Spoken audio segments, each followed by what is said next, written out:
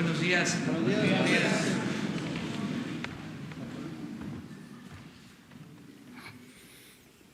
Bueno, el día de hoy vamos a presentar el programa de atención a la temporada de lluvias, de huracanes, todas las medidas que se están tomando, lo preventivo para evitar desgracias y contar con el apoyo de la población.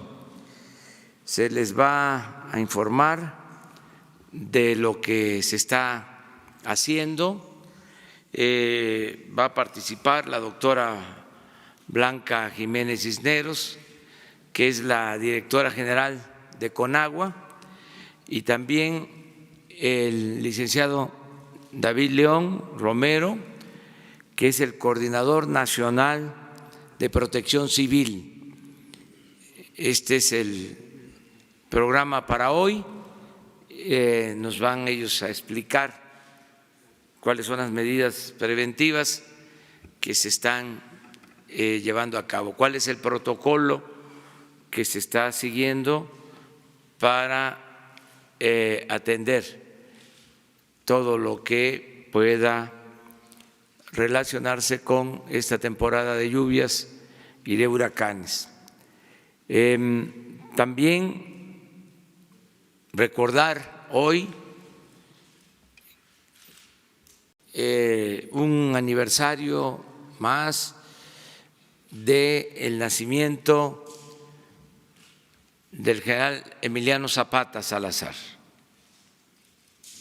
un dirigente social extraordinario, excepcional, que nació hace 140 años en Anenecuilco, Morelos.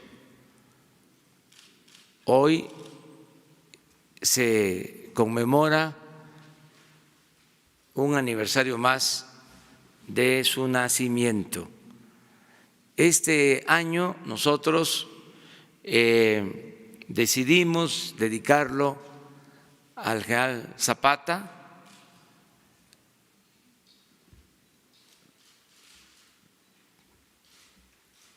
pensando más en el aniversario de su asesinato, en el centenario de su asesinato, el 19 de abril de 1919. Y nace también él en 1879 y es asesinado el 19 de abril de 1919, o sea, a los 40 años. Es asesinado en Chinameca por el militar Guajardo. Es asesinado por traición, es decir, es producto de una traición, de un engaño, y lo asesinan. Lo recordamos con mucho cariño por ser uno de los luchadores sociales más importantes de México. Por él, muchos campesinos lograron la recuperación de sus tierras que durante el porfiriato se habían entregado y muchas veces se habían apropiado en beneficio de grandes terratenientes, de hacendados. Esa es la historia de Anenecuilco. Había una hacienda que se llamaba El Hospital, de la familia Escandón, y esa hacienda iba ampliándose, invadiendo las tierras comunales de Anenecuilco. Era la época de Porfirio Díaz y de el auge de la producción cañera, y las haciendas invadían las tierras de los pueblos. Como los hacendados eran muy influyentes, eran los que ponían a los gobernadores. Los de Anenecuilco se quejaban con el gobernador de Morelos. Una vez el gobernador de Morelos le envió el escrito de los representantes de Anenecuilco al dueño de la hacienda, y este señor le contestó al gobernador diciéndole que si los de Anenecuilco querían sembrar, que lo hicieran en maceta. Así era la arrogancia, la prepotencia. Un día, en sigilo, no se tocaron las campanas, como era la costumbre, cada vez que se reunían en el pueblo para hacer la asamblea. Se corrió la voz, se reunieron todos y los representantes de más edad que hacían las gestiones, los mandaban, hacían los escritos y los entregaban, reunieron a todo el pueblo y les dijeron: ya estamos cansados, necesitamos sangre nueva, no nos hacen caso, y hay que tener otros representantes. Y así en esa asamblea se eligió como representante del pueblo de Anenecuilco a Emiliano Zapata. Entonces él hablaba poco, pero era un hombre de convicciones.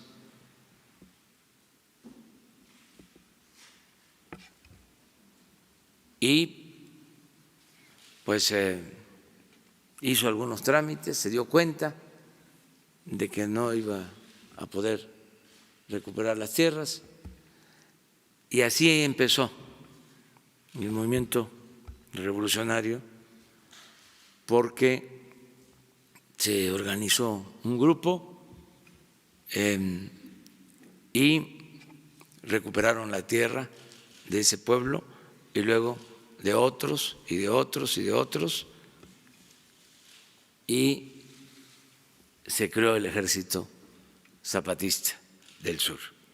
Esa es la historia.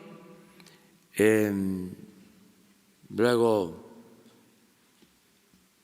él quiso entenderse con el presidente Madero, otro personaje extraordinario de nuestra historia, apóstol de la democracia. También Madero le tenía mucha consideración, se llevaron bien durante un tiempo, pero los dividieron, como suele pasar, que hay instigadores. No se logró la alianza, que era importante para mantener el apoyo popular y llevar a cabo al mismo tiempo los cambios democráticos. Hubo una separación, fue asesinado el presidente Madero, siguió la revolución, se entregaron las tierras en Morelos, luego se aprobó la ley agraria del 6 de enero de 1915 en Veracruz. Esta ley agraria fue promulgada por Venustiano Carranza porque en ese tiempo tanto el ejército de Villa como el de Zapata habían tomado la Ciudad de México. Y por esa presión y también porque era una demanda de la revolución, la facción carrancista promulgó esa ley agraria del 6 de enero de 1915 y ese es el antecedente para que después en el Constituyente de Querétaro quede establecido el derecho de los campesinos a la tierra en el artículo 27 constitucional. Esto es en la Constitución del 17 y 2 años después es la traición de quienes estaban en el poder y el instrumentador de esa traición fue Guajardo en Chinameca. Esa es la historia del general Zapata, que hoy lo recordamos por estar cumpliendo 140 años de su nacimiento. Y digo, está cumpliendo 140 años porque esos hombres no mueren del todo. Cierran sus ojos y se quedan velando y siempre gobiernan o nos indican el camino a seguir con su ejemplo. Eso es lo que podemos decir acerca del general Zapata. Bueno, vamos a tratar lo del plan de atención a lluvias y a huracanes y luego la sesión de preguntas y respuestas.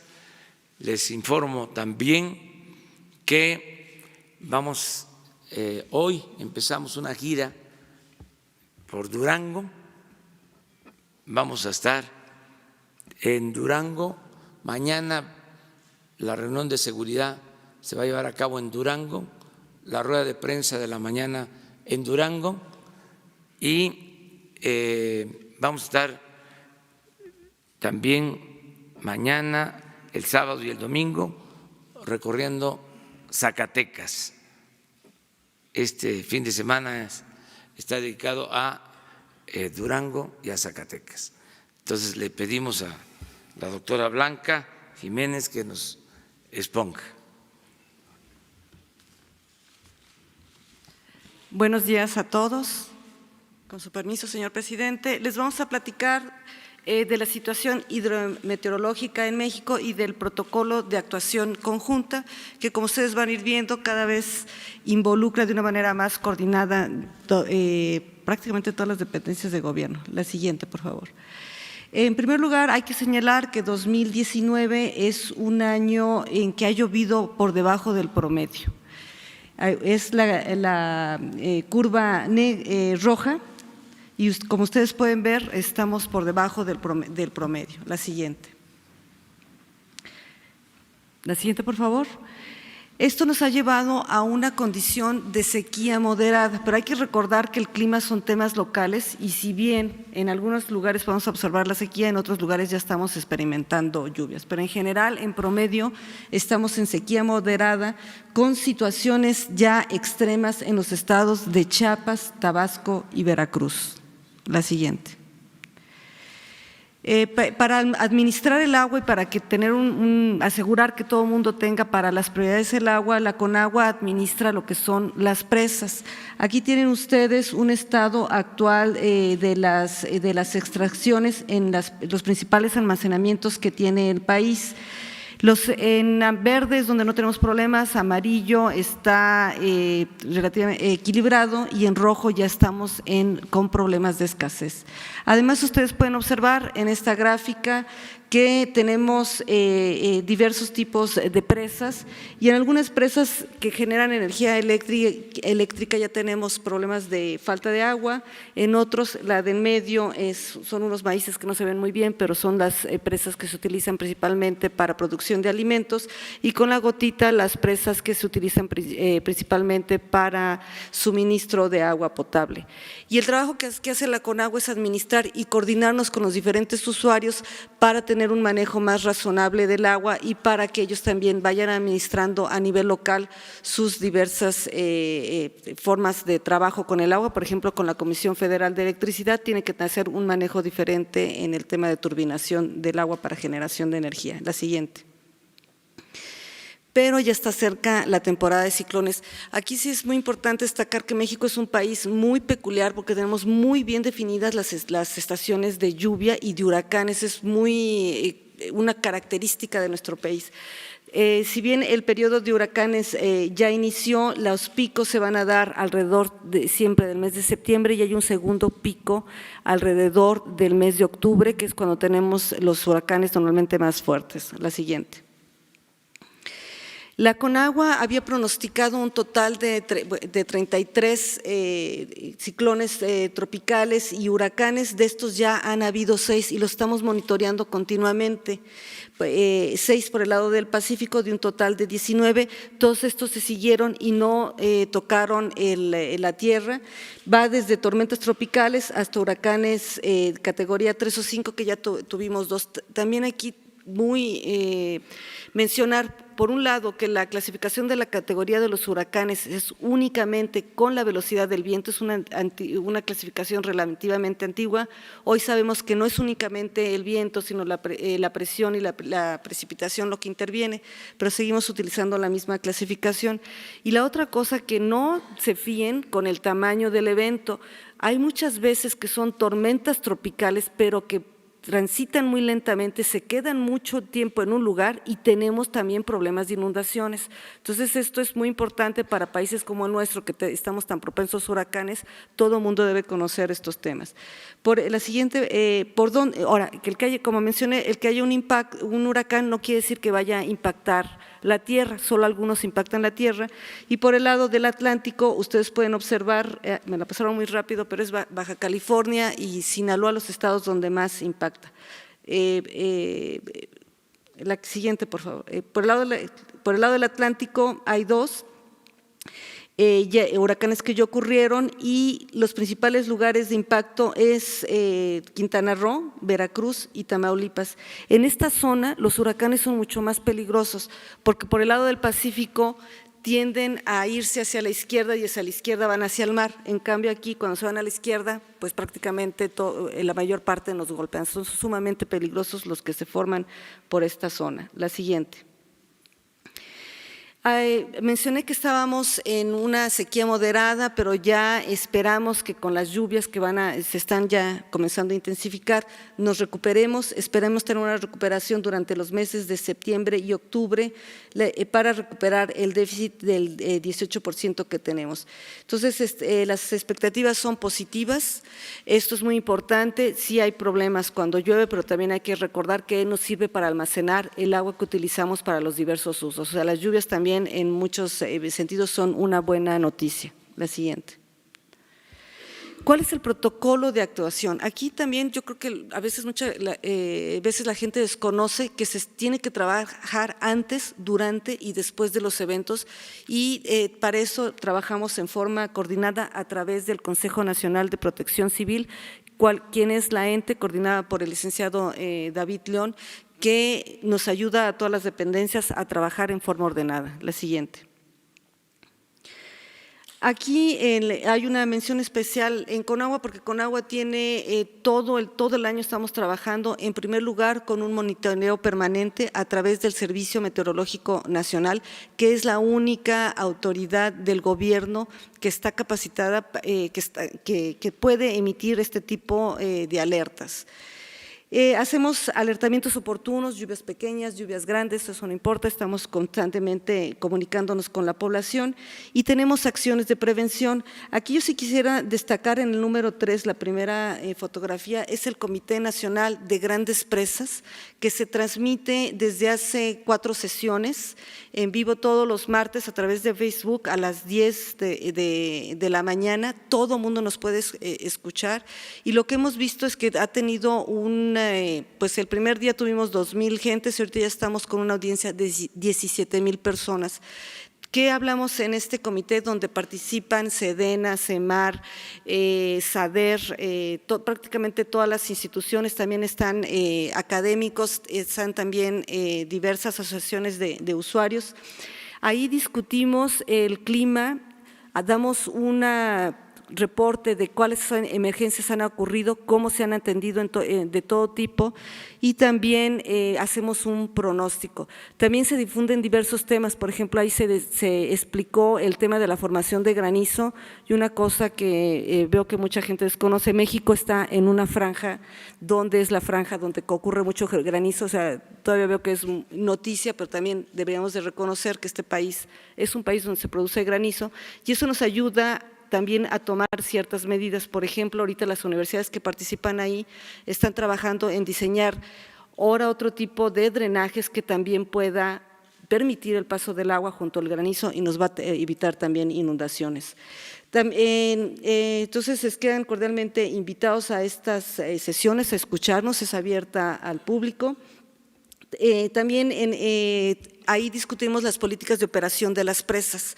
El almacén de las presas es como si ustedes estuvieran ahorrando dinero, de repente tienen que sacar más dinero para atender emergencias, de repente tienen que guardar el agua para reservarla. Entonces tenemos que hacer un manejo y es un manejo que se hace controlado y también ahí se aprueban los protocolos de operación de presas. Cuando se desfoga una presa, no se desfoga así nada más de repente, tenemos que seguir todo un protocolo, ciertas condiciones para avisar. También aprovecho ahorita el micrófono para decir que en el país hay cerca de 6,000 presas, de esas 3,000 pertenecen a la Comisión Nacional del Agua. Otra parte no pertenecen a la Comisión Federal de Electricidad, pero también hay presas privadas que son más difíciles de controlar y no están bajo el resguardo del gobierno, sin embargo, la CONAGUA también las está supervisando. También estamos haciendo conferencias de prensa continua para alertar de los diversos fenómenos. En adición, la Comisión Nacional del Agua también tenemos operativos de apoyo que no están necesariamente ligados con las emergencias, pero que pueden ser situaciones inusuales, como es la atención a la caravana migrante o a ciertos poblados cerca de proyectos prioritarios. Y por ejemplo, en el Tren Maya hay muchos centros habitacionales que no han tenido el desarrollo que se debe y CONAGUA está también suministrando el agua mediante pipas en estas zonas ya. La siguiente. ¿Cuál es el protocolo de actuación? La Comisión Nacional de Protección ante Emergencias emite una alerta ante cualquier peligro hidrometeorológico a partir de avisos que están emitidos con un dictamen que da la Comisión Nacional del Agua para establecer el grupo de trabajo interinstitucional. Se determinan diversos niveles de actuación, verde, amarillo, rojo, dependiendo del fenómeno. Y esta información se comparte con las autoridades de protección civil, estados y municipios. En el comité que les mencionaba yo anteriormente, también por primera vez en este gobierno, no únicamente participa gente de la CONAGUA, sino también todos los representantes estatales de los comités nacionales de protección civil, y esto nos da mucha fuerza para poder atender a las gentes de una manera más coordinada. La siguiente. También entre las acciones existe un directorio integrado de manera conjunta, donde se tienen todas las unidades estatales y municipales de protección civil, pero también se tiene un directorio de otras entidades, por ejemplo, privadas o otro tipo de organizaciones, por ejemplo, los organismos operadores de agua, la Cámara Mexicana de la Industria de la Construcción, donde tenemos un directorio de diversa maquinaria que nos pueden prestar en caso de que sea requerido para atender las emergencias. También se cuenta con el Inventario Nacional de Refugios Temporales y cualquier persona lo puede ubicar, ahí están las direcciones donde nos pueden ubicar, de forma por internet, pero también se encuentra un servicio disponible todo el año en forma telefónica. Y la Coordinación Nacional de Protección Civil, en caso de emergencia, mantiene una coordinación constante con SEDENA, CEMAR, la Guardia Nacional, con CONAGUA, entre otras dependencias. La que sigue. Ya cuando tenemos un evento, ¿qué es lo que ocurre? El Servicio Meteorológico Nacional alerta a Protección Civil, y Protección Civil es el número 2, arranca con todos los estados, con todas las diversas dependencias de gobierno, la atención en el lugar. En forma paralela, la CONAGUA continuamos con un monitoreo continuo. Nosotros, el servicio meteorológico, las personas que manejan, operan los ríos, las personas que manejan las presas, trabajan también los 365 días al año, pero en caso de emergencia reforzamos esta atención e incluso estamos emitiendo boletines cada 3 horas y alertando a toda la gente dentro y fuera del gobierno. Ampliamos también la estrategia de comunicación, se envían mensajes también, incluso SMS, como ustedes saben, no todo el territorio tiene acceso a internet, entonces se envían SMS en localidades alejadas y estamos ahorita trabajando también en producir mensajes en diversas lenguas indígenas. Y participa también la CONAGUA junto con todos los demás en la atención directa de las emergencias. La que sigue, por favor. Después, también existe un trabajo de después. Por un lado, la CONAGUA es un dictamen técnico, esto es muy importante para que lo conozcan principalmente los presidentes municipales, es un dictamen técnico para que puedan acceder a los recursos del Fonden, y luego Protección Civil emite la declaratoria, da acceso a los recursos y se hace una redistribución. Existen reglas muy definidas y diversos controles para que estos recursos sean utilizados de una manera eficiente durante la emergencia. También en paralelo la CONAGUA, pues nosotros nos quedamos limpiando, muchas veces pues también yo digo que muchas veces no sale ese trabajo de la CONAGUA, son unos de veras héroes, las personas que trabajan aquí, se quedan limpiando todo lo que es el lodo, drenajes, limpiando las casas. Hacemos junto con Protección Civil un recuento de las afectaciones y posteriormente nos quedamos realizando obras de reconstrucción y limpieza nuevamente de canales y diversos arroyos. La que sigue. Emitimos también una información estratégica que también la pueden consultar en nuestra página. En esta información estratégica tenemos la perspectiva meteorológica, es muy importante seguirla para poder saber qué ciclones van a entrar o no van a entrar, si tenemos un problema de depresión tropical. Muchas veces la gente puede adelantarse con suficiente tiempo para ver los problemas que están ocurriendo. La siguiente. Y hacemos resúmenes semanales de los operativos. Por ejemplo, en esta semana se atendieron 24 operativos con 65 equipos y participaron 65 elementos. También mencionamos cuántos litros de agua potable fueron distribuidos en diversas partes de la ciudad, los desasolves que hicimos, también auxiliamos mucho a los agricultores cuando les falla una bomba. Aquí sonó mucho en la Ciudad de México, por ejemplo, el caso de la CA Invertida, pero en muchos otros estados también tienen problemas de agua y también entra la CONAGUA en esos casos a darle agua a la población. La siguiente. La CONAGUA tan solo posee 21 centros de operación de emergencia, se llaman los CRAES, distribuidos en todo el territorio nacional. Contamos con 769 personas capacitadas para dar atención prácticamente a cualquier tipo de emergencias, no únicamente de inundaciones. Y pasamos, cuando no estamos en emergencias, esta propia gente está entrenada para dar mantenimiento operativo y correctivo a nuestras propias instalaciones. Estamos en permanencia las 24 horas del día, los 365 días al año, y son gente de veras que da todo su corazón por apoyar a la gente, también están entrenadas en el aspecto humano. Y cuando tengan la oportunidad, ustedes que son reporteros, por favor tómenles una foto, rara vez salen en las emergencias. Muchas gracias.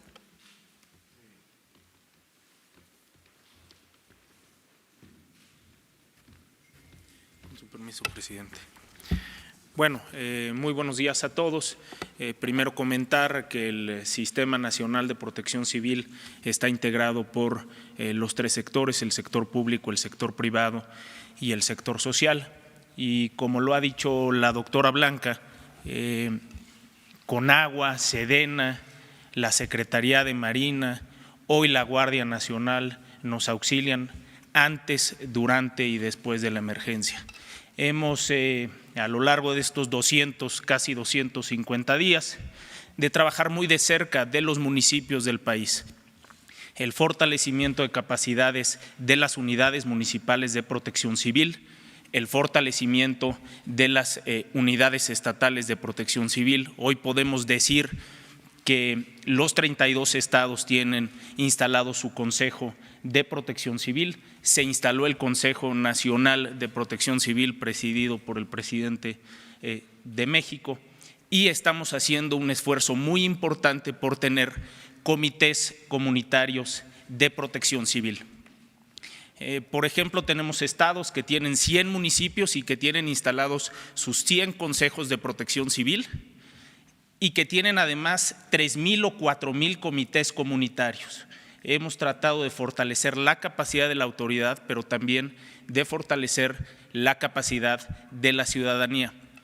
Esta tarea de protección civil, dada la gran diversidad y la gran riqueza que tiene México, que tenemos, como decía la doctora Blanca, una temporada de incendios forestales, por ejemplo, muy marcada, que hemos tenido aproximadamente 7,200 incendios forestales en esta temporada, una temporada de ciclones que, como dice la doctora, arranca el 15 de mayo, termina el 30 de noviembre, pero también 5 placas tectónicas y más de aproximadamente 15,500 sismos en lo que ha pasado estos 7 meses, es decir, 18 estados con alta sismicidad. Esta gran riqueza y esta gran diversidad nos compromete para todos trabajar juntos en esta gran tarea de la protección civil. Decir que México tiene extraordinarias instituciones para atender antes, durante y después. La instrucción que hemos tenido del presidente desde el primer día es ser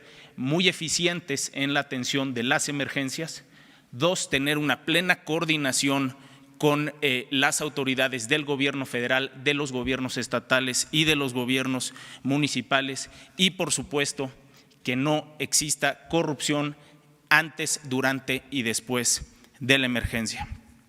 Esta gran tarea también tiene como integrantes a la ciudadanía, es decir, hemos tratado de fortalecer capacidades en la población, estando cerca, procurando que la población identifique el riesgo en el que se encuentra.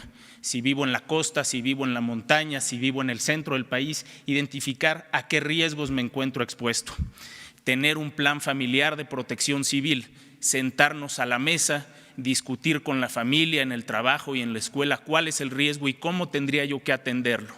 Integrar una mochila de emergencia que tenga lo básico, que esté siempre presente conmigo y que me permita atender de mejor forma el riesgo. Y por último, un directorio de mi unidad de protección civil municipal, de mi unidad de protección civil estatal y de los funcionarios del Gobierno de México. El directorio es muy importante. Nos hemos topado con muchos ciudadanos que a veces no conocemos quién es mi autoridad municipal y estatal en materia de protección civil. Si visitamos el Atlas Nacional de Riesgos.gov.mx/emergencias, ustedes ingresan su código postal o su colonia y el sistema les entrega el nombre del funcionario municipal, el nombre del funcionario estatal, teléfonos y domicilios. Si estamos en contacto con nuestra autoridad, podemos tener información que nos permita reaccionar de manera inmediata. También, por supuesto, con todas estas instituciones del Gobierno de México tenemos una capacidad territorial de, a través de brigadas, visitar a la gente en aquellas zonas donde no tenemos cobertura de medios o de telefonía celular, que es gran parte del territorio nacional. Por último, decir que ante esta gran riqueza que tiene México y ante este riesgo que viene aparejado de la diversidad, el Gobierno de México tiene un Sistema Nacional de Protección Civil que se encuentra activo de manera permanente las 24 horas, los 365 días del año para atender antes, durante y después de la emergencia a la población, especialmente a los mexicanos más necesitados. Permiso, presidente.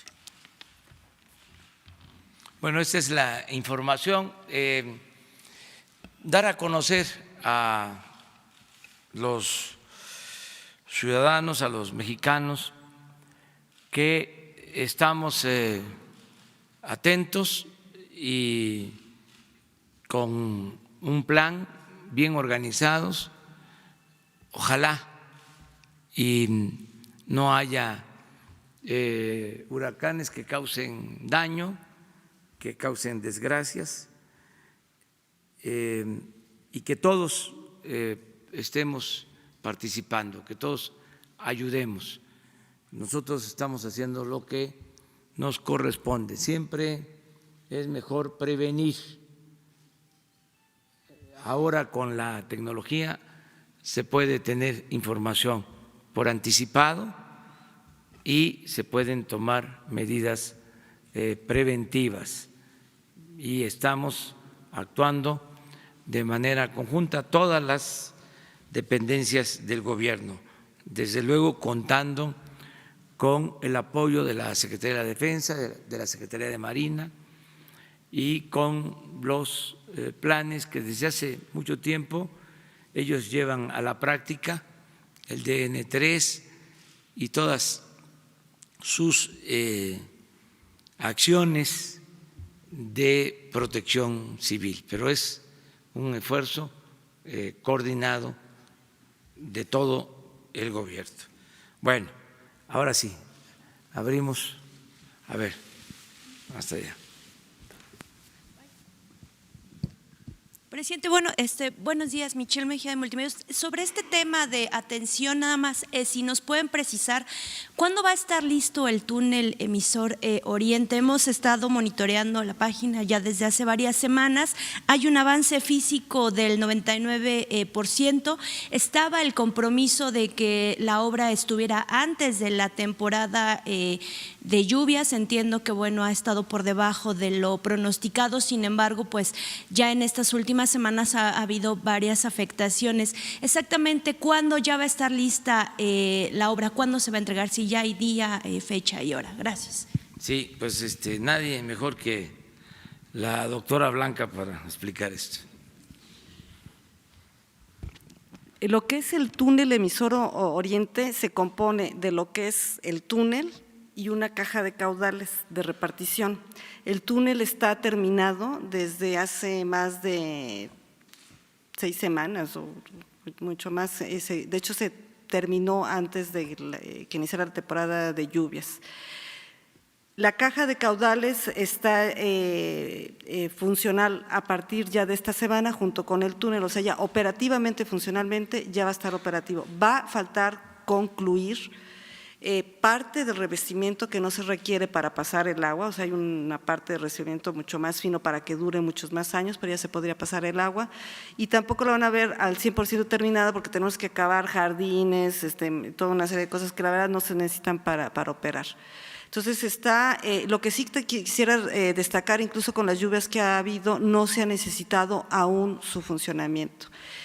Todas las estructuras que tenemos han servido para desalojar el agua como se debe en cuanto a la función del túnel emisor Oriente se refiere. Otra cosa que estamos observando es que muchos de los temas de las inundaciones que están ocurriendo, principalmente en el Estado de México, se deben a faltas de protocolos de operación adecuados y también se debe a un mal diseño de las ciudades. Por eso era muy importante esta presentación. Si los mexicanos saben que viven en una zona de lluvias intensas, tenemos que comenzar a diseñar las ciudades de manera diferente. Desde los topes, la propia gente construye su propio tope y lo que pasa es que se organiza el propio charco de inundación enfrente de su casa. Mucha infraestructura urbana hay que diseñarla de manera diferente. Se habla mucho de que, bueno, también mucho de las cosas que hay inundaciones tienen que ver con el problema de la basura, tenemos que hacer una buena recolección de la basura y también tenemos que diseñar drenajes que dejen pasar el agua y retengan el granizo. Tenemos que cambiar la manera de pensar y nos vamos a inundar todos mucho menos. O sea, que ya no haya, digamos, ningún trabajador y que esté operando al 100%, ¿cuándo va a ocurrir esto? Ya este fin de semana. operando en el término de que pase el agua en caso de que se requiera. No quiere decir, es un túnel que solo se opera bajo ciertas condiciones, porque es sumamente complejo, no sé. Son varios túneles, depende de dónde llueve, por dónde se vaya, una serie de almacenamientos, tenemos diversos protocolos. Aun cuando esté ya operativo, no quiere decir que lo pongamos a funcionar esta semana si no se requiere. Ok, gracias. Y, presidente, aprovechando buenos días, preguntarle… A ver, nada más, ¿por qué no explicas, que es interesante, cuánto tiempo llevó construir este túnel, cuánto costó ahora que se está terminando, cuál es su función? Como maestra, ¿qué eres? Bueno, tardó 11 años en construirse. A mí lo que me tocó también es el inicio en la universidad hace… ¿qué será? Hace 12 años, más 13 o 14 años que se inició la construcción de este túnel.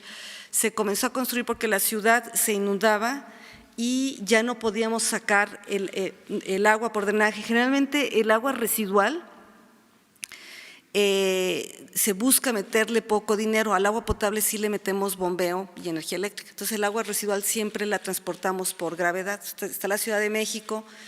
También es que es una cosa rarísima que toda el agua sale hacia el norte y la construíamos por gravedad.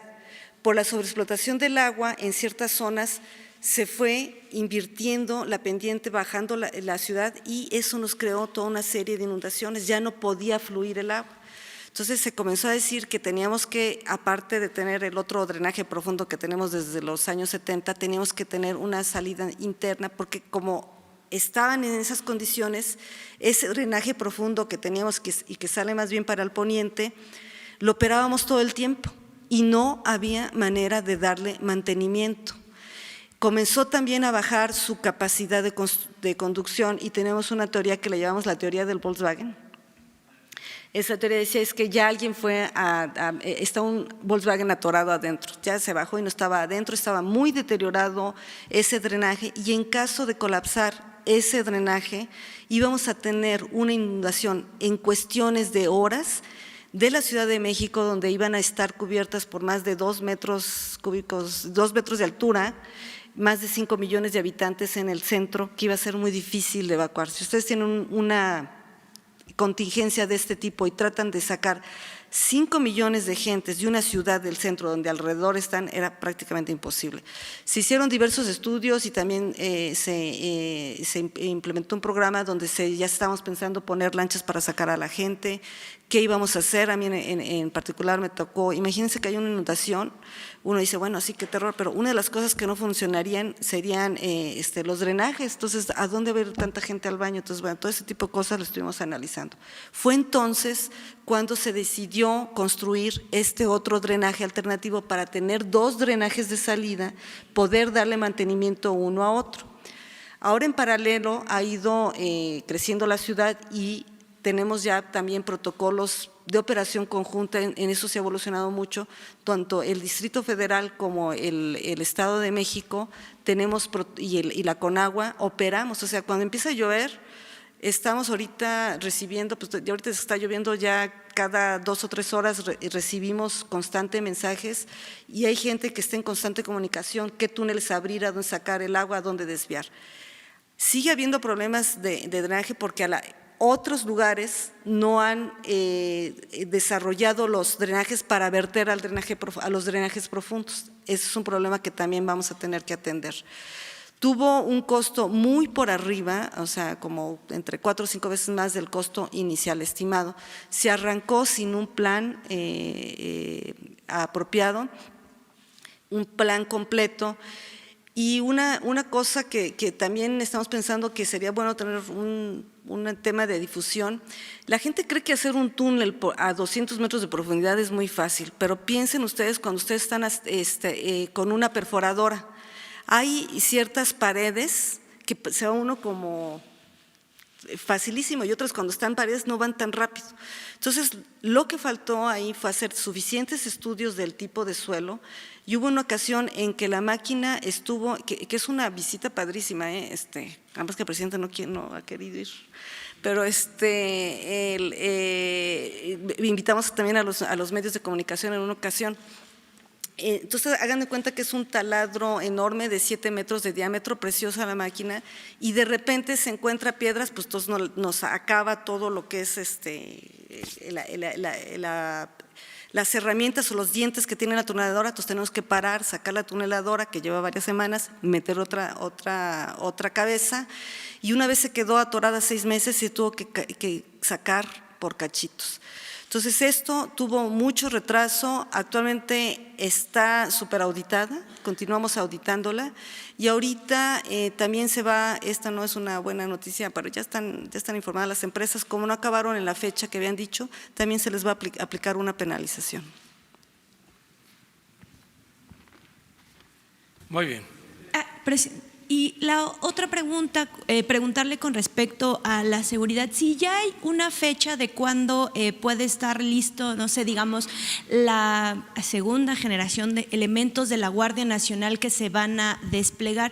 Se lo comento porque, por ejemplo, en la semana que se anunció que fue la conferencia en Valle de Bravo, el gobernador comentó que había una incidencia delictiva a la baja. Sin embargo, pues digamos, en la realidad pues se ve que esto no es así.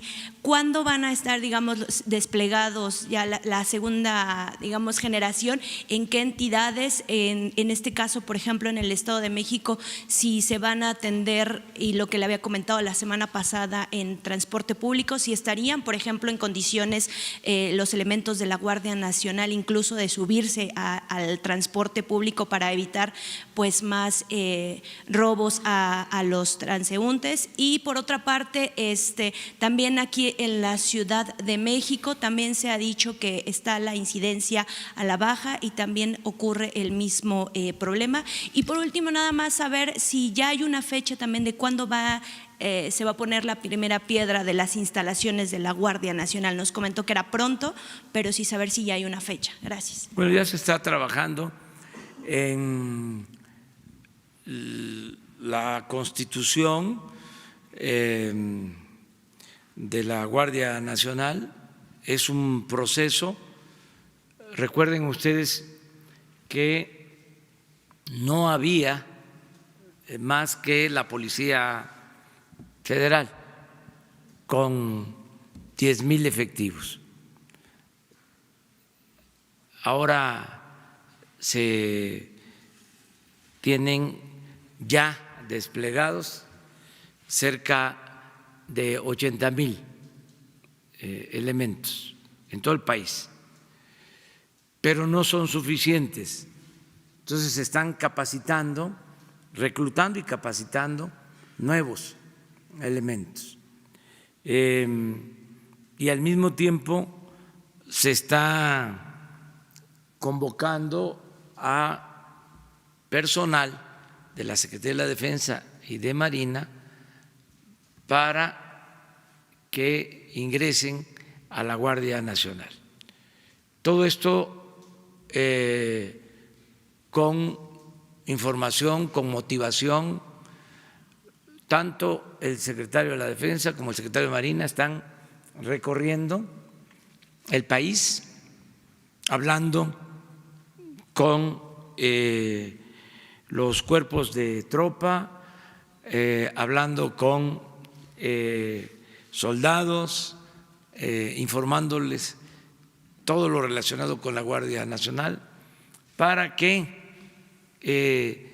también los que lo deseen se vayan incorporando a la Guardia Nacional. Personal que está en el Ejército o en la Marina. Se está informando, por ejemplo, sobre los tabuladores, sobre cuánto van a ganar. Esto es importante. Y cuáles son las prestaciones. Es un proceso que se está llevando a cabo. Decidimos hacer un esfuerzo y van a ganar en promedio, sin descuentos, 19,000 pesos mensuales. Esto es un poco más de lo que ganan actualmente los soldados sin grado. Son como 4,000 pesos más al mes.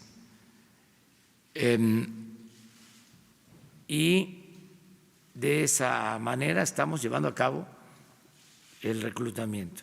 Ya tenemos los fondos, por eso es importante la austeridad republicana y no permitir la corrupción, porque se cuenta con presupuesto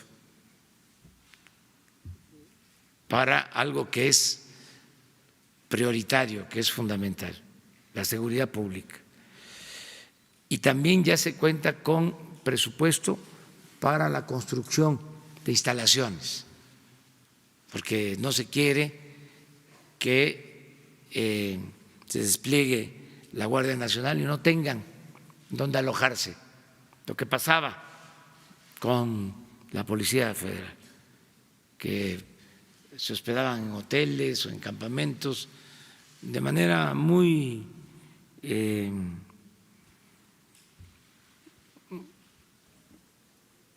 indigna, no con los mínimos de bienestar que se necesitan para que pueda una organización garantizar la seguridad pública, ¿no? El decoro, el que vivan bien, que es un asunto de justicia. Entonces, todo esto se está ya atendiendo. En el caso del Estado de México, y es general, para que podamos aquilatar cómo estaba la situación. No es estarnos quejando, es nada más entender de dónde iniciamos o cómo recibimos el gobierno. En el caso del Estado de México hay 16,000 policías para atender a 18 millones de habitantes. Ya se pueden imaginar.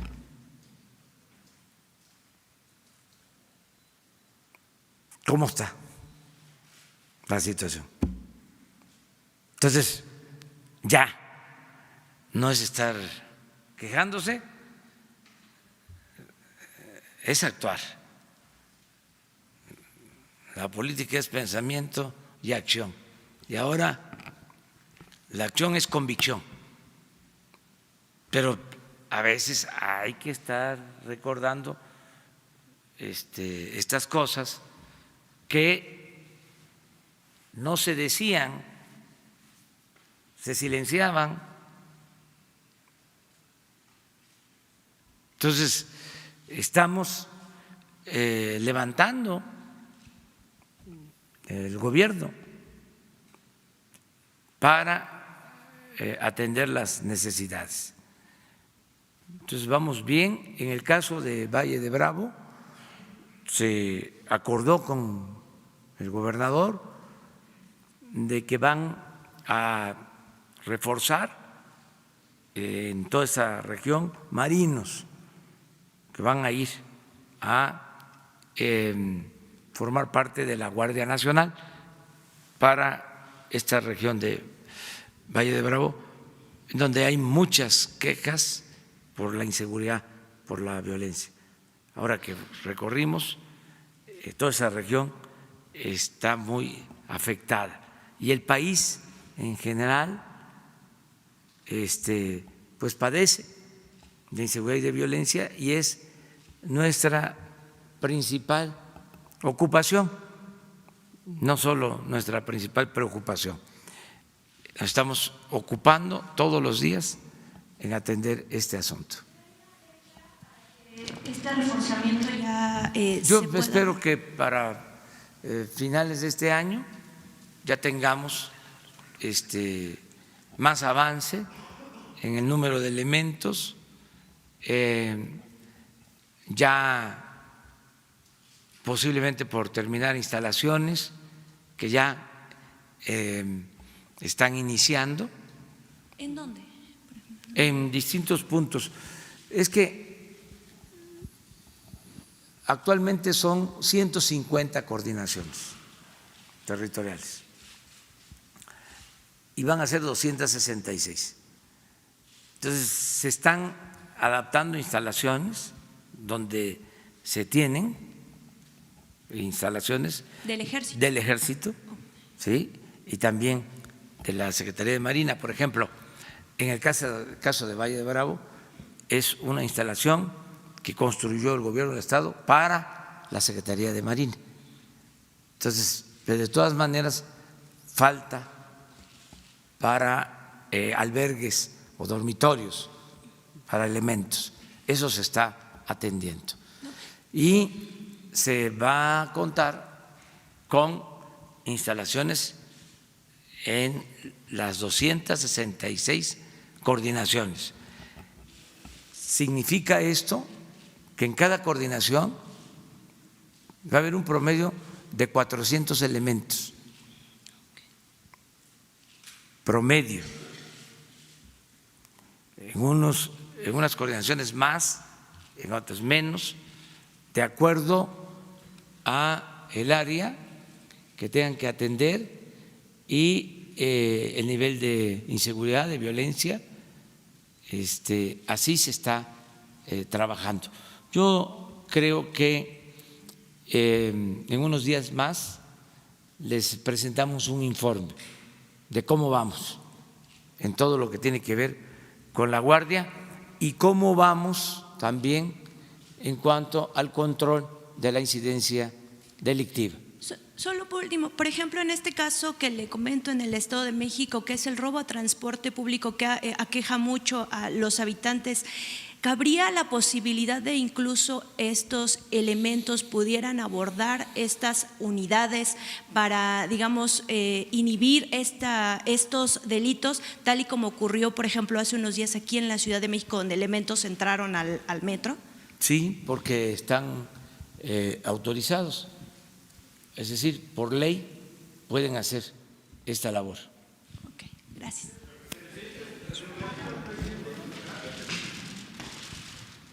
Buenos días, señor presidente. Julio Mar Gómez, de Red 360 y de 911 Noticias. La pregunta es para el Coordinador Nacional de Protección Civil.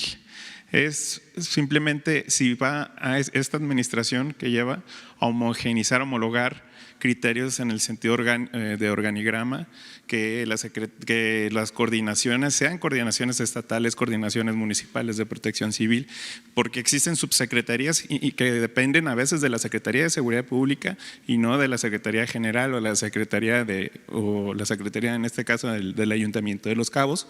Hablando de Los Cabos, hay zonas de riesgos de alto riesgo que la Conagua, por ser zona federal, son zonas de alto riesgo ya con atlas de riesgos muy estudiados y que no han hecho lo referente porque se echan la bolita, que es la Conagua quien tiene que ser la que demande o denuncie estos asentamientos que ponen en riesgo en la temporada de huracanes, ya que precisamente en Baja California Sur es donde más fuerte pegan y donde más daños hay en cuestiones de viviendas, en las zonas de riesgo y de alto riesgo.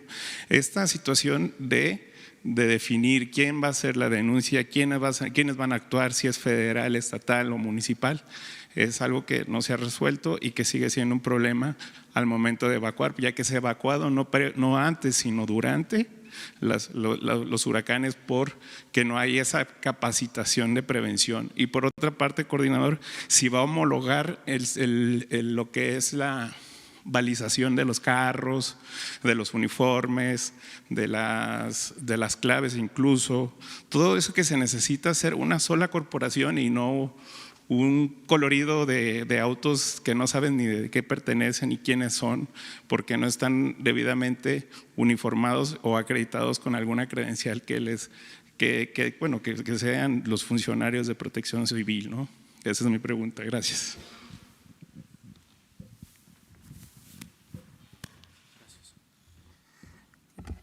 Julio, el señalamiento que haces es pertinente. La ley de protección civil le da la atribución primero al municipio, después al Estado, y una vez que estas dos entidades se ven rebasadas en la atención de la emergencia o en procesos también de planeación, la Federación acude en auxilio. Nos hemos concentrado, por supuesto, en analizar y en tratar de revertir el tema de la ley. Esa es una atribución que hoy tiene, y que siempre la ha tenido, el Poder Legislativo, y están corriendo un proceso de una nueva legislación que permita atender justamente los señalamientos que estás haciendo. En la coordinación, en el Gobierno federal, en lo que nos hemos concentrado es en fortalecer las capacidades de esos municipios y de esos estados. Particularmente nos refieres el tema de Baja California, que en lo personal, no solo yo, sino los compañeros del Gobierno de México hemos estado en distintas ocasiones en la región justamente por el riesgo que representa, pero nos hemos concentrado en el fortalecimiento de capacidades de la autoridad y la población. Dos, en homologar, sí, el protocolo de actuación en los diferentes fenómenos que ocurren en el país. Por ejemplo, en el tema de ciclones tropicales y lluvias, tenemos contacto con los estados que ha referido la doctora que tienen mayor incidencia para tener los mismos protocolos de actuación, respetando, por supuesto, la gran diversidad que tiene el país, las distintas instituciones que intervienen. Lo mismo en el tema de sismos. Prevensismos es un programa que tiene el Gobierno federal que homologa los protocolos de los 18 estados que tienen mayor incidencia en sismos. Nos hemos concentrado en prepararnos mejor, en prevenir y que esto nos permita operar de mejor forma cualquier emergencia o desastre que se pudiera presentar. Por ejemplo, en el tema particular de los sismos, no podemos nosotros controlar la sismicidad de este país, pero lo que sí podemos controlar todos es el nivel de preparación que cada uno de nosotros tenemos, la autoridad, la población y, por supuesto, un elemento muy importante, participante central del Sistema Nacional de Protección Civil, que son los medios de comunicación que nos permiten enviar a la comunidad, a la población, información cierta y puntual para que la población pueda tomar mejores decisiones, por supuesto, evitando las noticias falsas y los rumores que generan, por supuesto, desinformación y en algunos momentos caos.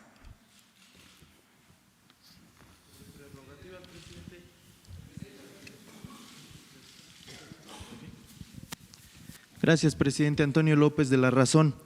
Oiga, pues ayer usted hizo este llamado a los dirigentes de los partidos para que puedan buscar la forma de reducir el dinero que se le está entregando por prerrogativas. Ayer ya levantó la mano la presidenta de Morena, Jade Kolpolevsky, y platicó con La Razón, nos informa que ella está en toda la disposición de reducir al 50% las prerrogativas que se le están otorgando al partido, con lo que se podría generar una reducción de 1.760 millones a poco más de 880 millones de pesos. No solo eso, sino que la presidenta de Morena pone la vara más alta y dice que ella está dispuesta, previo análisis, a reducir incluso al 60% estas prerrogativas. El resto de los dirigentes no se han pronunciado, presidente, en esa materia. Preguntarle, pues si usted les va a reiterar este llamado e incluso si los reta a subir la vara, como lo hizo la presidenta de Morena. Gracias. Yo celebro que ya haya respuesta de un partido. Estamos hablando de un ahorro, según entiendo, de cerca de 1.000 millones de pesos. Nada más un partido. 1,000 millones significa el poder darle mantenimiento, pues como a 1,000 escuelas.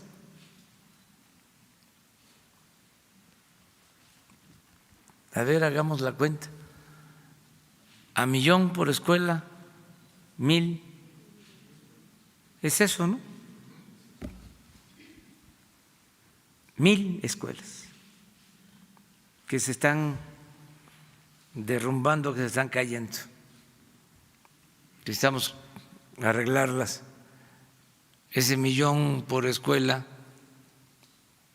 alcanzaría hasta para hacer un aula y para impermeabilizar, pintar, arreglar los baños. Eso sí, se trata de una escuela de organización completa, grande, pero podría ser 500,000 y ya son 2,000 escuelas. Desde aquí se entrega el dinero a las escuelas. Entonces sería extraordinario que vinieran aquí. Nos ponemos de acuerdo con los dirigentes,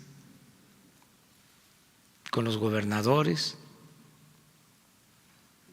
y se asignan los presupuestos a cada escuela, se entregan los cheques para que los padres de familia con los maestros administren ese dinero y reparen las escuelas. Ese es un programa. Hay otros, desde luego, becas para estudiantes pobres de preescolar, de primaria, de secundaria y muchas otras acciones, arreglar centros de salud que están en mal estado, comprar equipo médico para hospitales, en fin, sí ayuda, bastante. Entonces vamos a esperar a ver qué resulta, también a ver cómo está la legislación, si en este caso puede regresar etiquetado ese dinero a la Secretaría de Hacienda y el partido que reduzca sus gastos, sus prerrogativas, pueda manifestar en qué quiere que se utilice el dinero. Eso sería muy bueno.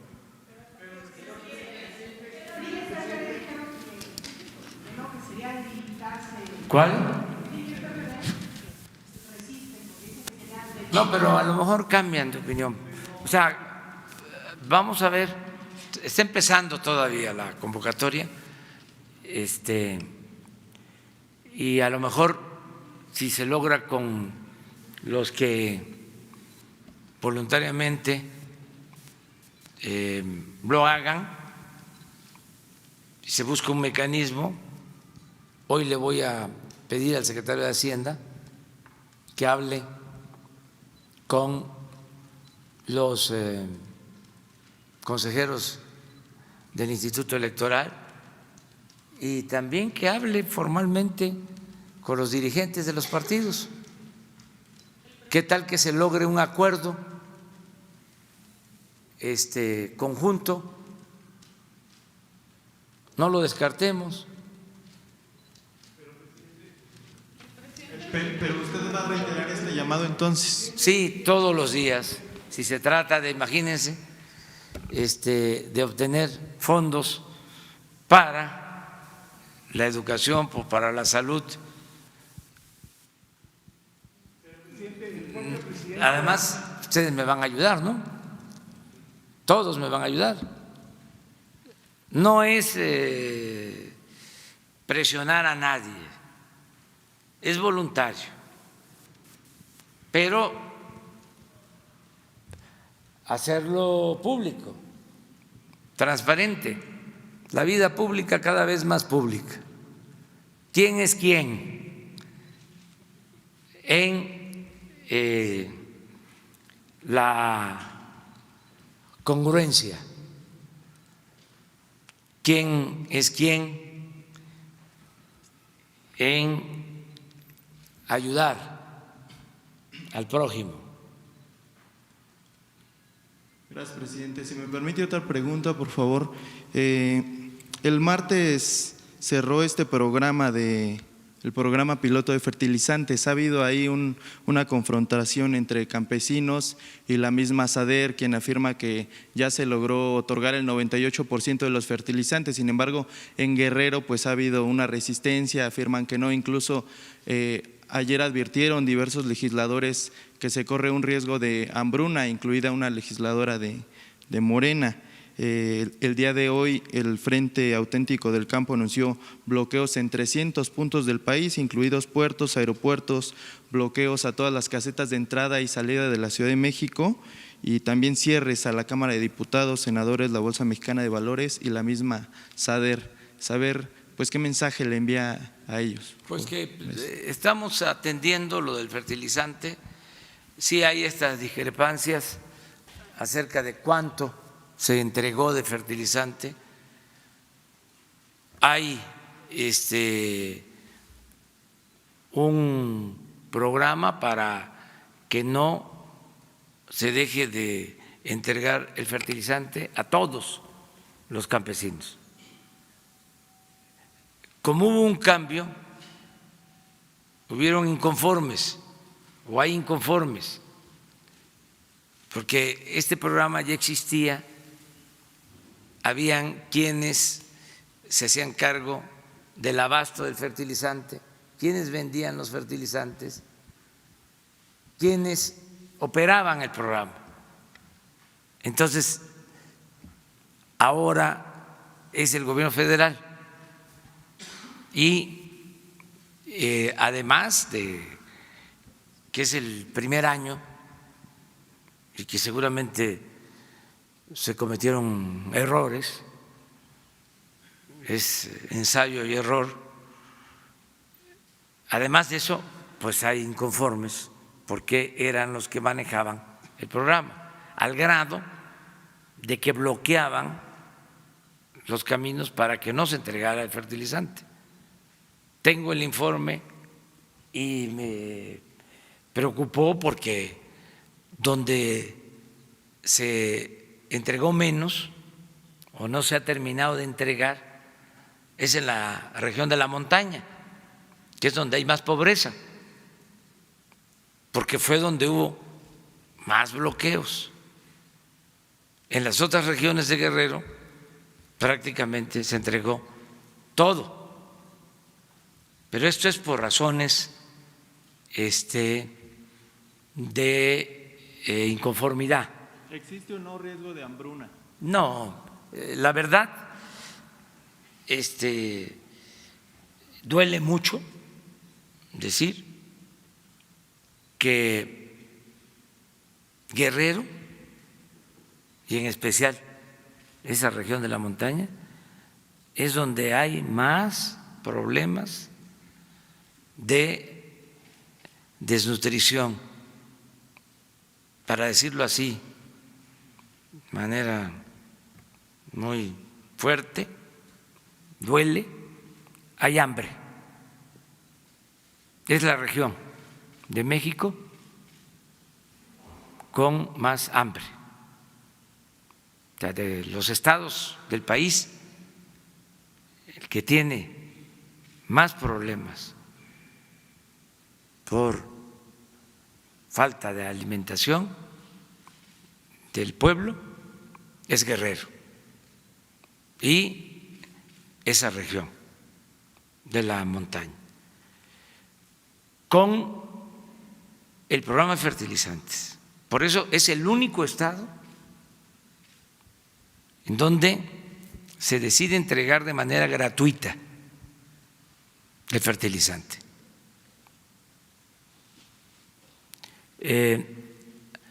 Pero con este programa y con lo que estamos haciendo ahí, contrario a lo que se sostiene por los inconformes, va a aumentar la producción y lo vamos a aprobar. Van a tener más producción este año. Ahora, del movimiento, hablando también en plata, con toda claridad, del movimiento campesino, de las movilizaciones, la inconformidad es porque ya no se van a entregar fondos a organizaciones y entonces no quieren aceptarlo y piensan que con la protesta nosotros vamos a dar marcha atrás.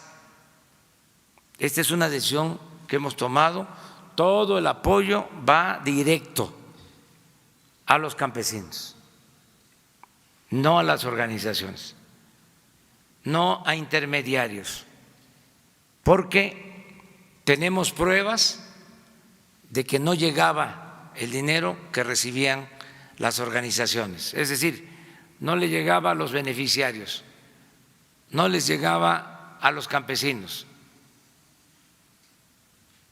llegaba con moche, con piquete de ojo. ¿Qué hacían? Recibían los recursos, había un manejo de gestión, hasta lenguajes que se fueron acuñando durante el periodo neoliberal. Habían expertos en bajar recursos. Solía escucharse eso. Yo me hago cargo de bajar recursos. Yo te bajo recursos. Les decía yo que cada vez que se iba a aprobar el presupuesto, movilizaciones para que los legisladores con Hacienda aprobaran bolsas especiales del presupuesto para entregar a organizaciones. Dirigentes viviendo muy bien, colmados de atenciones, de privilegios, y campesinos pobres.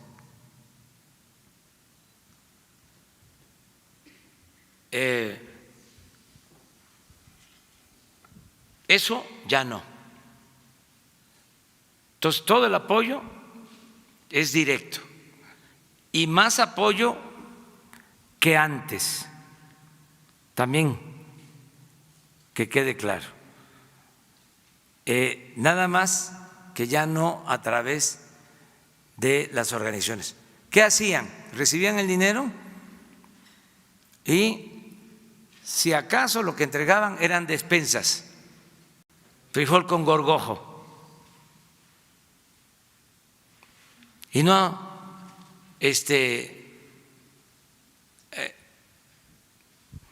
presentaban cuentas de lo que recibían.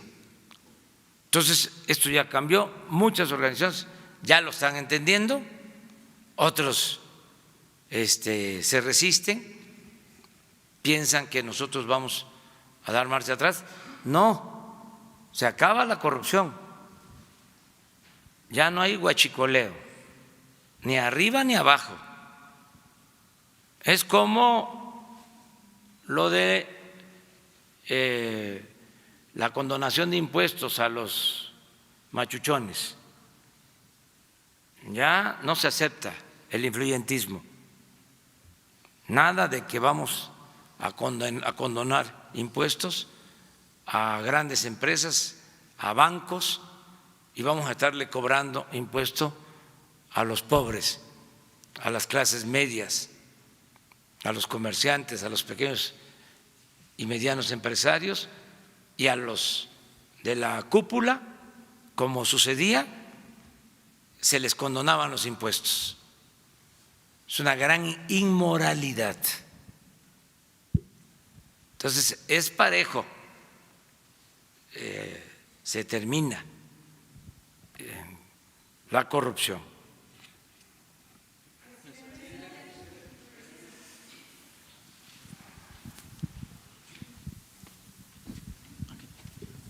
Presidente, buenos días. Hablando de tema educativo, ¿cuál es el proyecto de su gobierno para rescatar las diversas universidades que están en crisis y que los estudiantes necesitan estudiar porque obviamente es la palanca de desarrollo para el país? Que además esas universidades cayeron en bancarrota porque se desviaron fondos por parte de los rectores y en complicidad con los gobernadores. Prueba de ello está ahí Michoacán, está Colima, está Tijuana, está Oaxaca. ¿Cuál es el proyecto de su gobierno para rescatar esas universidades? Es la primera pregunta y después para la doctora Jiménez, si me lo permite. Bueno, estamos impulsando la educación, haciéndolo también con la participación de padres de familia, maestras, maestros, con la participación de expertos, pedagogos, especialistas en materia educativa, con los gobiernos de los estados, y no van a faltar recursos para las universidades. Respetando la autonomía de las universidades, estamos también pidiendo que se transparenten los fondos que se destinan a la educación, en este caso a la educación superior, a las universidades. No es nada más estar pidiendo y pidiendo presupuesto sin rendir cuentas. Entonces, no van a faltar los recursos, pero sí se está pidiendo transparencia en el manejo de los fondos, no a los cacicazgos en las universidades públicas. Eso no se admite. También hay sindicatos dentro de esas universidades. Igual en general. Todo esto porque había contubernio con las autoridades. Todo esto se daba porque había complicidad. Es lo mismo que pasaba con los sindicatos, con los dirigentes sindicales, que eran protegidos por el régimen. Nada de eso ya se permite. También ya inició el programa de las universidades públicas del sistema Benito Juárez. Se van a abrir en total este año 100 nuevas universidades. Ya se está trabajando en las distintas regiones del país. Y estamos hablando con la jefa de gobierno de la Ciudad de México, porque ella tiene el propósito, y nosotros vemos ese programa con muy buenos ojos, de crear una universidad destinada a la formación de médicos y de enfermeras, una universidad nacional para la formación de médicos y de enfermeras, que es algo que se necesita, porque estos irresponsables neoliberales dejaron de apoyar la educación pública, rechazaban a los jóvenes que querían ingresar a las universidades con el pretexto de que no pasaban el examen de admisión, y en el caso de medicina y también en otras carreras, pero de manera especial en medicina, se rechazó a muchos jóvenes y ahora no tenemos los médicos suficientes en el país, ni especialistas. Les decía yo hace poco que hay vacantes en el Seguro Social que no se pueden cubrir porque no se tienen médicos, no se tienen especialistas. Entonces, necesitamos con urgencia formar médicos y especialistas. Y ya existe este proyecto, es decir, se está pensando en la creación de una universidad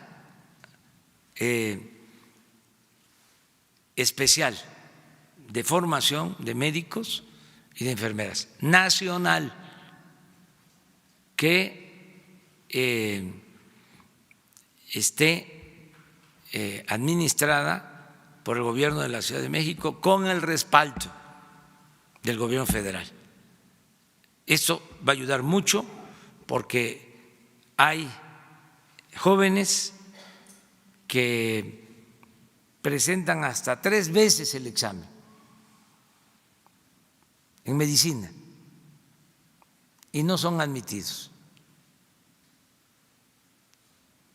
Entonces, estamos pensando en apoyar mucho todo lo relacionado con la educación. Es parte de los programas. Aquí aprovecho de adelantarlo. Se está hablando con Claudia, también con el secretario de Salud, el doctor Alcocer, y también con la Secretaría de Defensa, para aprovechar la experiencia de la escuela de formación de médicos, la escuela militar de salud que tiene el Ejército, para contar con apoyo de jubilados o médicos en retiro que pueden ayudarnos mucho a participar en este plan. Y desde luego se va a contar, estoy seguro, con los médicos de los institutos, son de primera, cardiología, nutrición, cancerología, los institutos de salud que son de muy buenos centros médicos. Entonces, estamos convocando para atender todo lo relacionado con la educación y en especial lo que requiere el país. O sea, no es limitar a nadie su deseo de estudiar derecho o ciencia política o economía o contabilidad, pero también de acuerdo al plan de desarrollo, qué es lo que más necesitamos, qué profesionales son los que requiere México para su desarrollo. Y la doctora Jiménez, si me puede contestar, por favor.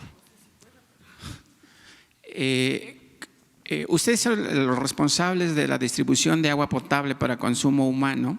Quisiera saber si el gobierno que actualmente preside el licenciado Obrador tiene la garantía de distribuir esa agua potable por cuánto tiempo en México, ya que muchos ríos y mantos acuíferos están contaminados luego de que varias empresas mineras lo han hecho. Y si echarían para atrás o darían reversa a los contratos que el gobierno de Enrique Peña Nieto dio a concesiones de presas y ríos de aguas dulces. Bueno, fueron como 400 preguntas y perdí mi apuesta porque dije que iba a ser la que invertida, por cierto. Miren, en primer lugar, el gobierno federal no tiene la atribución de dar el suministro del agua potable. Lo que la Conagua hace es la entrega de agua en bloque. Lo hacemos en bloque a las ciudades y las ciudades, mediante organismos operadores, las distribuye a las ciudades y también tiene los municipios que atender a las comunidades rurales. A pesar de ello y ante la ausencia realmente de una entrada fuerte, como dice la ley, si hay un programa que se hace mediante subsidios 1 a 1, apoyando a los municipios y a los estados para apoyar los programas de agua potable. Entonces sí entramos en construcciones de potabilizadoras, pero particularmente en este sexenio, en atención a comunidades pequeñas e incluso dando apoyo a sistemas comunitarios.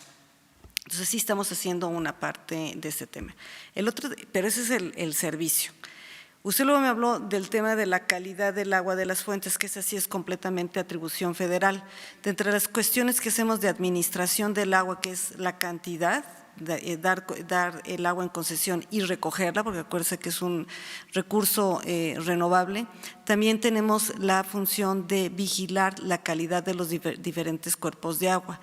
Y estamos trabajando en diversos programas para proteger la calidad del agua. En cuanto a que si se les retira o no se retira el sistema de concesiones a las presas, no hay ahorita presas concesionadas, hay pues muy pocas. Y yo creo que lo que usted está hablando son de las concesiones de los servicios de agua potable en ciertas ciudades, donde se ha visto que es un suministro, el contrato no está dando el servicio que requiere el usuario. En este sentido, lo firmaron los estados y los municipios y lo que estamos dando nosotros es asesoría para ayudarles a las gentes cómo revisar sus contratos. También hay que mencionar que en países y el estado de California, que es un país, pues digamos de una ideología más de derecha, los servicios de agua nunca han sido privatizados, se están realizando por parte del gobierno. ¿Por qué? Porque es un servicio caro, que tiene una responsabilidad y siempre se ha visto que es mejor que los gobiernos lo lleven. Ok, gracias. Bueno, miren, ya nos vamos porque nos falta ver el medallero, que es importantísimo.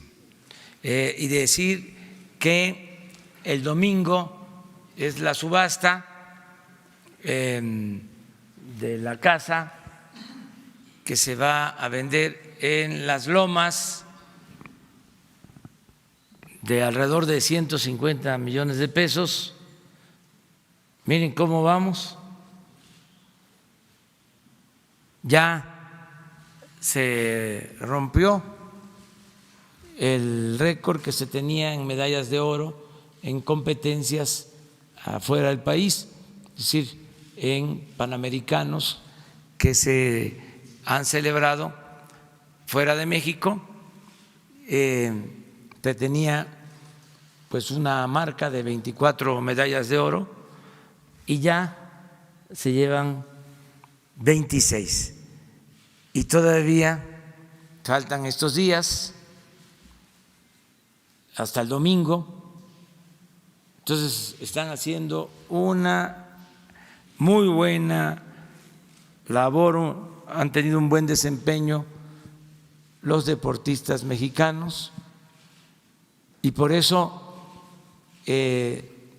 van a tener esta recompensa justa, que se les van a entregar apoyos regresando a toda la delegación, a todos, 544 deportistas y un adicional para los que han obtenido medallas y seguramente van a obtener otras medallas.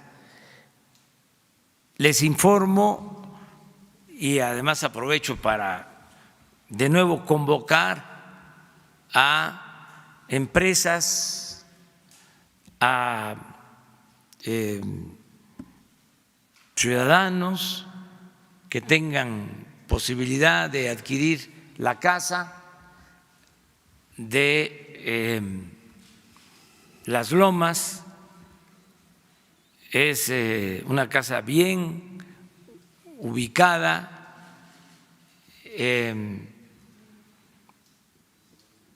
son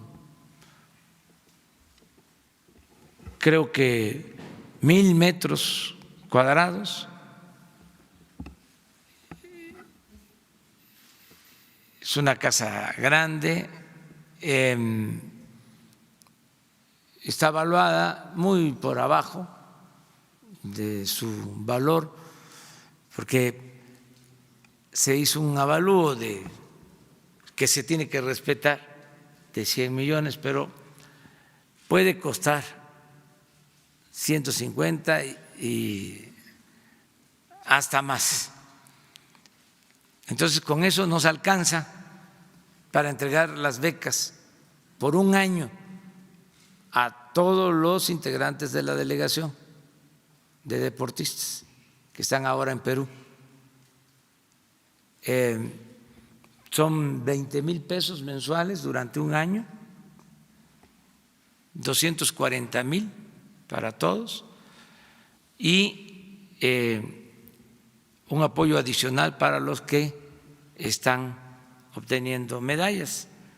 Hemos hecho la cuenta y son alrededor de 150, 160 millones de pesos. Y queremos entregar este dinero la semana próxima. Entonces, por ese motivo, porque no solo es adquirir la casa, sino ayudarnos a esta labor. Hay empresarios en México con dimensión social, con dimensión cívica, hay fundaciones que promueven la cultura, que promueven el deporte. Por eso mismo, el director del instituto, para devolverle al pueblo lo robado,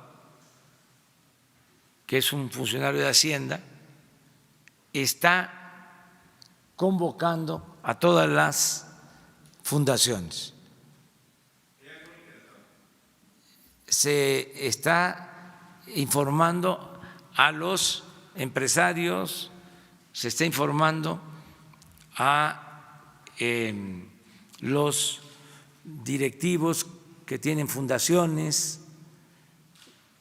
para darles todos los elementos, explicarles de qué se trata y que los que adquieran la casa aquí el lunes o el martes, pues se les va a entregar el certificado como un documento inicial. Pueden venir ellos, aquí les vamos a hacer un reconocimiento, o los directivos o las personas que nombren, o si no quieren asistir y están de acuerdo, nada más dar a conocer qué empresa, qué fundación o qué persona fue la que adquirió la casa, para que quede constancia de su apoyo y de su solidaridad con el deporte, porque es muy importante el que se pueda vender esta casa. Estoy seguro que se va a adquirir, ya hay quienes han manifestado su interés, incluso vecinos que viven en la zona que tienen interés en comprar. Bueno, ahí está la casa. Hoy vamos a saber sobre el uso del suelo, también para informarlo, porque no se puede cambiar el uso del suelo. Eso no lo podemos hacer. Pero hay que ver qué uso de suelo tiene la casa,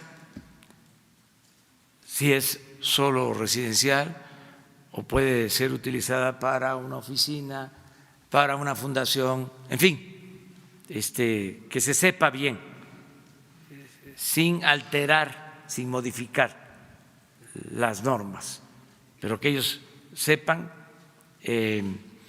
Hoy, mañana, estoy hablando de este tema porque pues ya mañana vamos a estar en Durango y ya los que están a cargo de este programa van a empezar hoy y mañana hablar personalmente, a entregar información a empresarios y a los directivos de fundaciones para que se venda la casa. Esto es básicamente, nos vemos mañana, los que nos van a acompañar.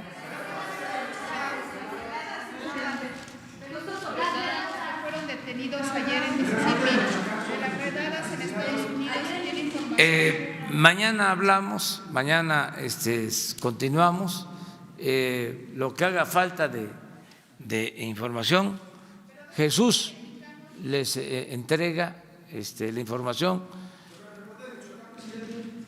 Jesús les informa de todo lo que haga falta. Muchas gracias. Muchas gracias. Es que sobre eso también Relaciones Exteriores está informando sobre esta situación. Hoy mismo Relaciones Exteriores va a informar, es mi compromiso. Y mañana seguimos adelante. Hay varios temas pendientes. Vamos a ir poco a poco desahogando toda la información. Pero siempre va a haber polémica y que viva la polémica. Bueno, muchas gracias. Adiós, adiós.